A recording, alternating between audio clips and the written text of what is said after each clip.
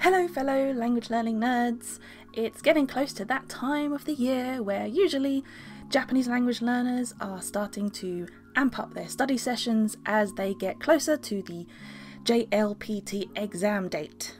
The JLPT, in case you are unfamiliar, is the Japanese Language Proficiency Test, and it's the exam you're probably going to need if you're hoping to work in Japan, especially if you're going to be working with the Japanese language.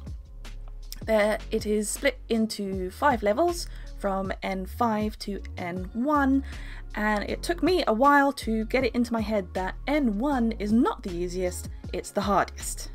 The exam is held twice a year, July and December, and in the UK where I'm based there are 3 locations where you can go and sit this exam. At SOAS, University of London, University of Edinburgh and Cardiff University. Luckily for me, I live just a couple of bus rides away from the SOAS one. Unluckily for me, the past 3 exams were cancelled, and so is the next one, December 2021. That first exam that was cancelled was going to be the first time that I took the JLPT. So yes, I've gone through 4 cancellations right now. I wanted to attempt the N4 level, and my plan was a couple of months before the test I would really concentrate on studying N4 stuff, grammar, vocabulary, all that jazz.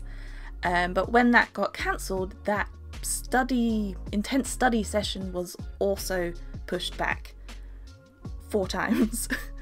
So even though I planned to take the JLPT like almost 2 years ago, I haven't actually properly started my JLPT preparations. And it's about those preparations that I wanted to kind of talk about, air out my thoughts about it. So I was kind of assuming that I would just do the N4. That was the plan before. Why not continue with the plan? Stick to the plan. We had a plan. There's nothing wrong with the plan. Do the plan. But now, as I said, it's been like nearly 2 years. But while I haven't been doing anything specific for the JLPT, I have been studying Japanese in that time. The question that I really want to ask myself is, do I feel like I've improved enough that when I do take the JLPT, which will hopefully be in July 2022, could I aim for the next level up? Could I aim for N3? I think if I stick with the original plan of taking the N4, I run the risk that it might be too easy when I do finally take it. But if I take the N3, am I also running the risk that it's going to be too difficult for me and then I'll have to do it again at a later date anyway? If I pick N4, am I just staying with it because I feel like it's safer? I have a better guarantee of passing the exam? Do I risk overloading myself with N3 stuff and just doing terribly on the exam? Or maybe I need to push myself to do better, be good, get good. It's something that I'm going to have to really think about soon, and I have a few ways in which I'm going to try and do that. One of those ways is to use some of the books that I have that are JLPT focused. I haven't been using them very much because, as I said before, I've been pushing back the plans of doing JLPT study. So I haven't really got into the books properly. I've been using this one a little bit. So far it's a vocabulary book, but I also have these Speedmaster books here. Another one for vocabulary. I have a lot of vocabulary books. I don't know if I know how to properly use them, but I have a lot of them. And I also have a grammar focused book. I want to put these books on the top of my to-use pile so that I can get stuck into them to get a feel for whether or not, you know, is this stuff things I already know? Is it brand new stuff? Do I find it too difficult, too easy? You know, that sort of thing. The second way is to use a website that I found. I will put the link in the description if you want to use it, check it out for yourself.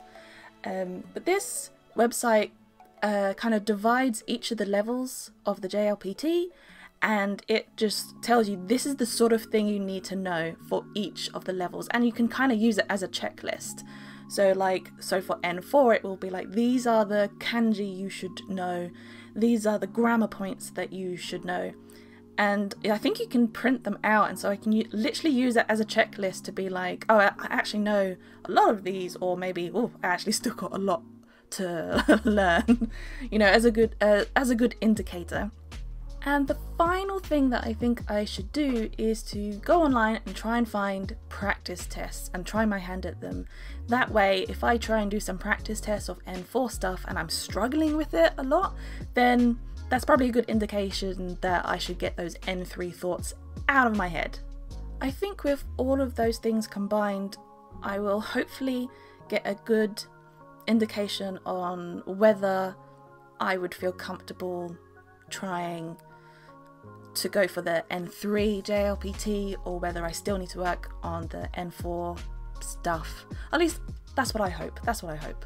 I mentioned before that the most likely reason why you're taking the JLPT is because you want to work in Japan or work with the Japanese language, and you need to prove that your language abilities are to a high standard, right? But that's not why I'm taking the exam. If I go to Japan in the future, it's most likely going to be because I'm going on holiday and I won't need to show my results to, you know, at customs to get into the country. They're not going to stand there judging me and deciding whether or not I can go and do some sightseeing with my exam results. Taking the JLPT is just a way that I know that I can keep myself focused and motivated in my studies. So if I do end up trying to take the N3 and I fail, it's really not that big of a loss to me. At least that's what my logical brain is trying to tell me, but in reality I'm probably going to cry and need cuddles and cake if I do fail the JLPT. So I still need to have a good think about what level I'm going to take. But at least I have time before the exam places open up and I have to make a final decision and book which level I'm going to do. Please don't cancel the next one. Please don't cancel the next one. Please, please, please, please, please, please. Okay, my ramblings are over. If you are planning on taking the JLPT, do feel free to let me know what your plans are in the comments below or on my Twitter. Do you know what level you want to take, or are you a bit undecided like me at the moment? I do like hearing other people's language plans, so, you know, feel free to have a natter at me. I'll leave you for now. Hopefully I'll see you in the next video. And as always, may your grammar be structured and your vocabulary varied. Bye!